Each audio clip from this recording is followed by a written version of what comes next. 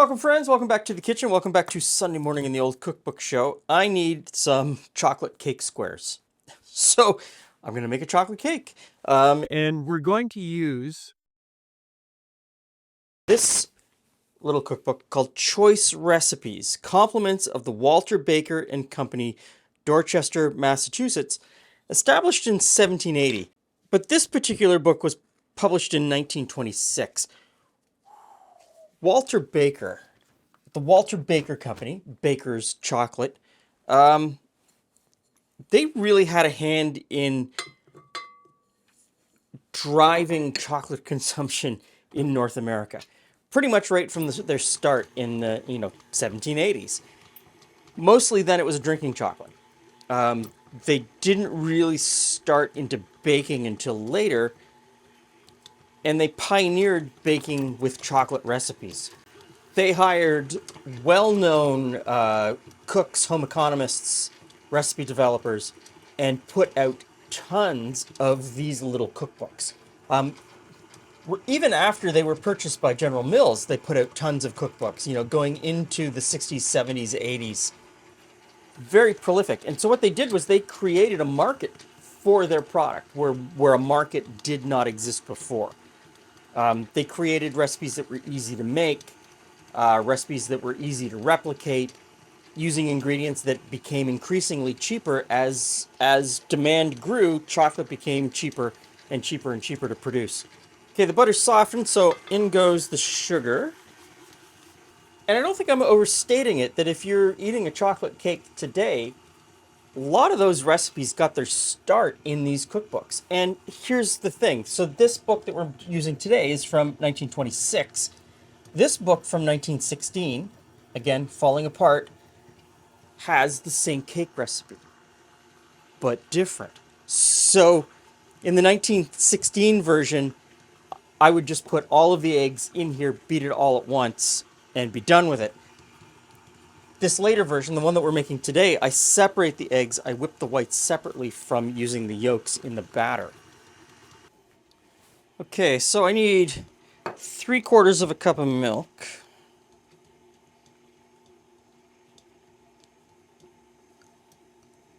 There we go.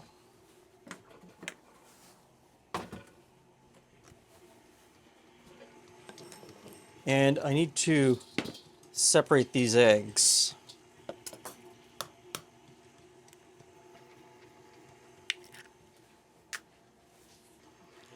Just give that a mix with a fork just to break the egg yolks up. Okay, so I've got some flour and some baking powder.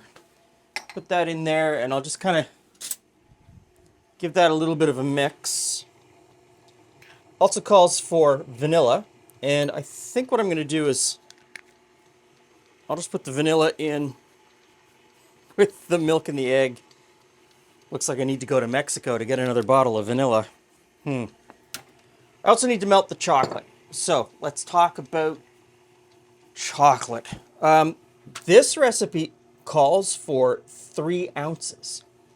So in their own cookbooks, they sort of bounce back and forth between calling for squares of chocolate or ounces of chocolate. The recipe calls for a square of chocolate, it's calling for an ounce of chocolate. Just because they changed the packaging doesn't mean that you're going to use less chocolate in a recipe or more chocolate in a recipe. And it says right on the package how to get to an ounce of chocolate. So, I wish that would go away. I wish that would die, but man, you wouldn't believe the comments I get down below about a square of chocolate or an ounce of chocolate.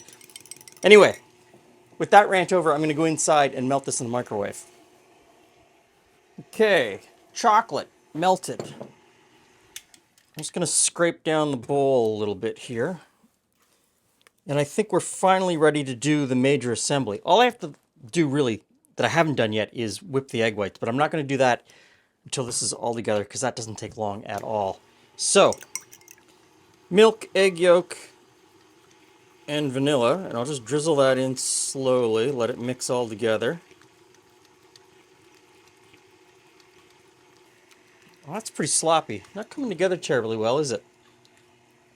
Let's press on and get the chocolate in there. That doesn't look great. I think we can do better. So let's get the whisk.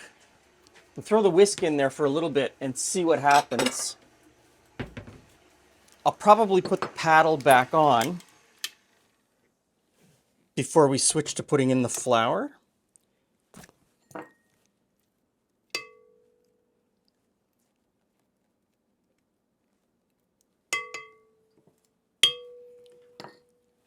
Put the whisk on, and we'll whip this up and see what happens.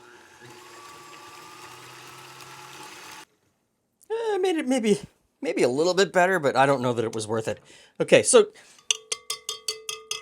moral of this story is don't be afraid to try stuff in your kitchen. If something looks like it's not working the way you think it should, pivot. Try something else. See what happens. In this case, kind of mixed it up a little bit, but it wasn't a major change. So, paddle back on, chocolate all over me, and we'll spoon the flour in a little bit at a time.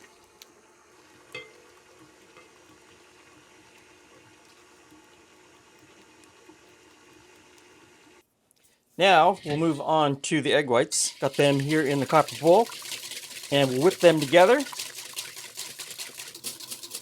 Okay, I think the egg whites are good to go. So, first third just gets mixed in. You don't have to be careful, you don't have to be precious. It just lightens the batter so that when you put the next set in, you can actually go through that folding process. Don't be afraid of folding in egg whites. Don't let this scare you at all. The number one thing that happens when you're folding in egg whites, and it doesn't work out, is that you overbeat the egg white. You got it to a stiff peak, but then you went a little bit too far and got it too dry. And if it's too dry, no amount of carefulness is going to allow you to fold it in. If you see that it's dry and it's got a little bit of liquid at the bottom and it's started to separate back out again, you've beaten them too far. So that's where you should focus your attention. This part's easy. No size is given for the cake pan, but it indicates that you probably should put it in 2. I'm going to put it in 1 9x9, and we'll see how that works out.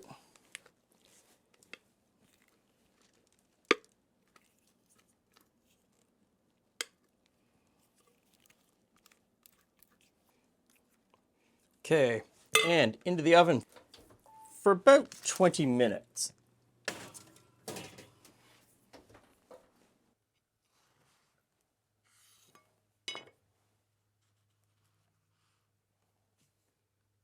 Did you find the page you're looking for, Glenn? How you doing? Yes. Hey, friends. Hey, Jules.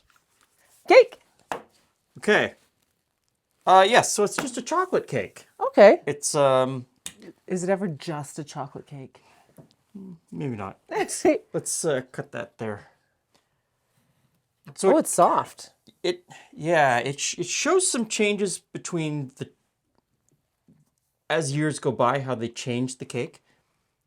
And it also shows a difference in mixing. Tastes like a standard chocolate cake. It's really light and airy, isn't it? Mm-hmm. Yeah. It's beaten egg whites and then mixed in. The method's a little bit different because you pour all the milk in and then you add the flour.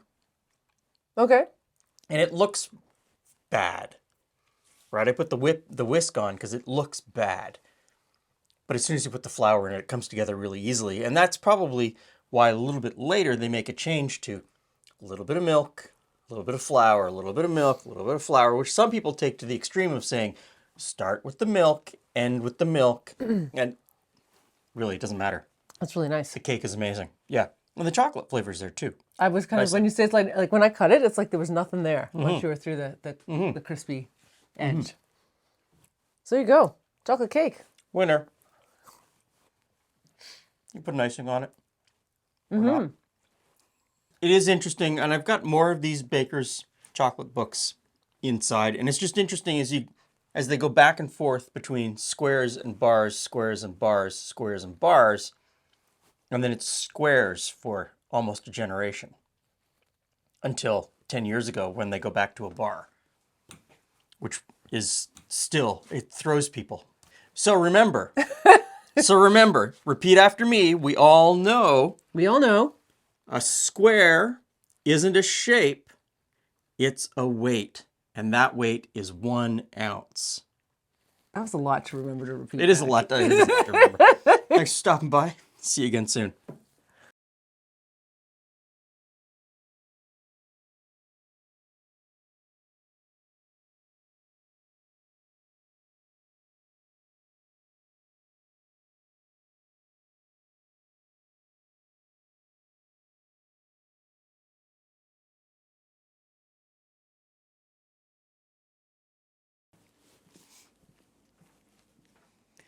Hey everyone, thanks for sticking around. We're going to open a couple of packages of old cookbooks that you, the viewers, send in to add to the collection, and I cook from them on Sunday mornings. This is from Illinois. That's the best way to open it.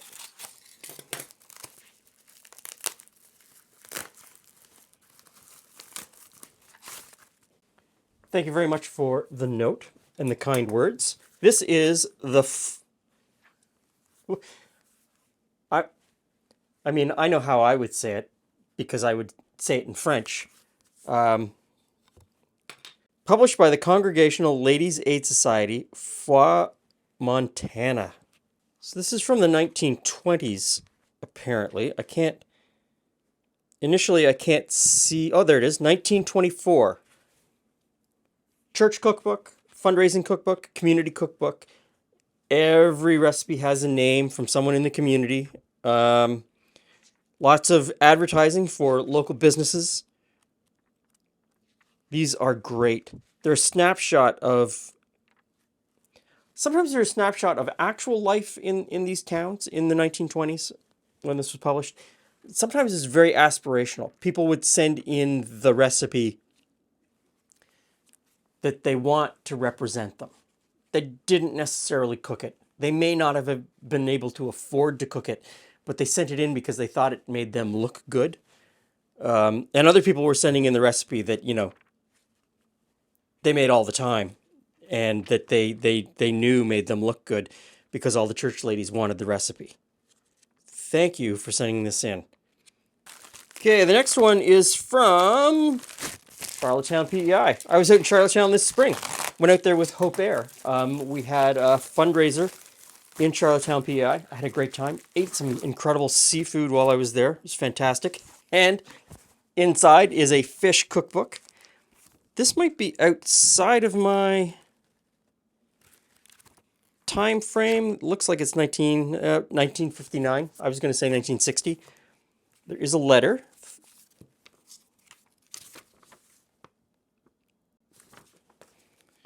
Thank you very much for the letter. Thank you so much for the package. I did have a great time in Charlottetown this spring. So this one, Helen Corbett's cookbook. Interesting.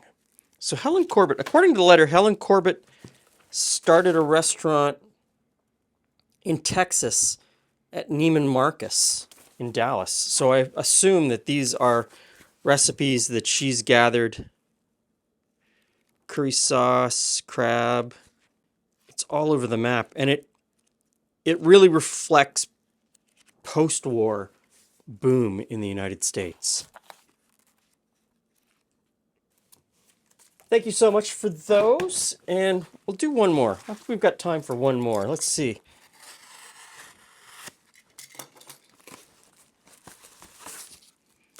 This one is from the United States.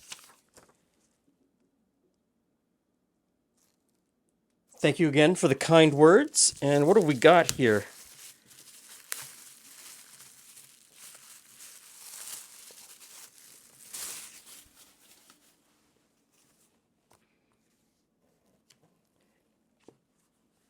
Cooking for Ohio Families. Bulletin 169 of the Agriculture Extension Service, Ohio State University, Columbus. 1945.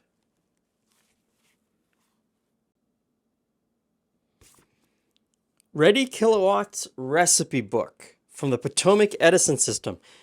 Over 58,000 households in this area cooked electrically. The electric way is the modern way and can't be topped for speed, economy, and cleanliness. The Raleigh Company, 1940.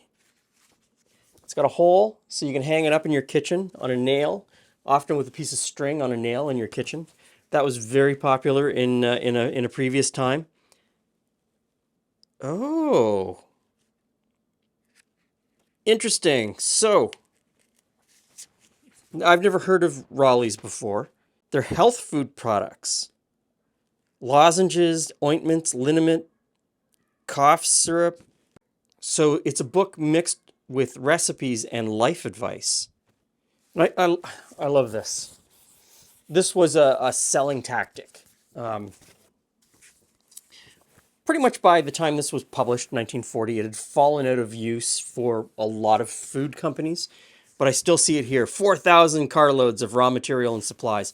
Flour companies used to love to tell you in all of their cookbooks how many barrels of flour they could produce in a day, how many sacks of flour they could produce in a day, as if quantity was a driver of quality. It's an interesting book. So I've got a bunch of books like this from these types of companies, and they're a bit of a novelty to me because the recipes are grabbed from other sources and just sort of stuffed in as filler in order to sell the other products. But they made everything. So they made, bug killer, livestock products, but they even had some dessert products on the back here, pectin, baking powder, malted milk. Interesting. Very interesting. So thank you for sending these in. Sometime over the next few months, you will see recipes from some of these books showing up on the Sunday Morning Old Cookbook Show. Thanks so much for stopping by. See you again soon.